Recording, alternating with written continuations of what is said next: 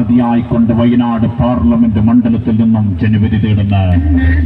മതേതര ഇന്ത്യയുടെ കാവൽക്കാരൻ ശ്രീമാൻ രാഹുൽ ഗാന്ധിക്ക് അദ്ദേഹത്തിന്റെ തിരഞ്ഞെടുപ്പ് ചിഹ്നമായ കൈപ്പത്തി അടയാളത്തിൽ വോട്ടുകൾ രേഖപ്പെടുത്തിക്കൊണ്ട് വമ്പിച്ച വർദ്ധിച്ച ഭൂരിപക്ഷത്തിന്റെ പിൻബലത്തിൽ ഇന്ത്യൻ പാർലമെന്റിന്റെ കെട്ടളങ്ങളിലേക്ക് കൈപിടിച്ചാനയിക്കണമേ എന്ന് നല്ലവരായ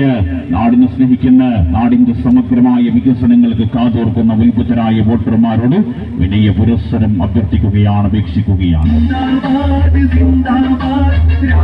ജനാധിപത്യ മതേതര ഇന്ത്യയുടെ ഉജ്ജ്വലമായ വീണ്ടെടുപ്പിന് വേണ്ടി ഇന്ത്യ സഖ്യവും ഇന്ത്യയിലെ മതേതര മനസ്സും സർവ്വസന്നാഹങ്ങളുമായി പടയൊരുക്കം നടത്തുമ്പോൾ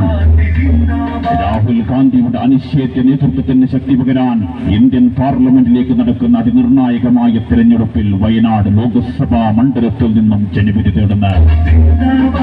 മതേതര ഇന്ത്യയുടെ കാവൽക്കാരൻ ശ്രീമാൻ രാഹുൽ ഗാന്ധിക്ക് കൈപ്പത്തി അടയാളത്തിൽ വോട്ടുകൾ രേഖപ്പെടുത്തി വമ്പിച്ച വർദ്ധിച്ച ഭൂരിപക്ഷത്തിന്റെ പിൻബലത്തിൽ ഇന്ത്യൻ പാർലമെന്റ് രംഗത്തലങ്ങളിലേക്ക് കൈപിടിച്ചാനയിക്കണമേ എന്ന് നല്ലവരായ വോട്ടർമാരോട് വിനയ പുരസ്സരം ഒരിക്കൽ കൂടി അഭ്യർത്ഥിക്കുകയാണ്.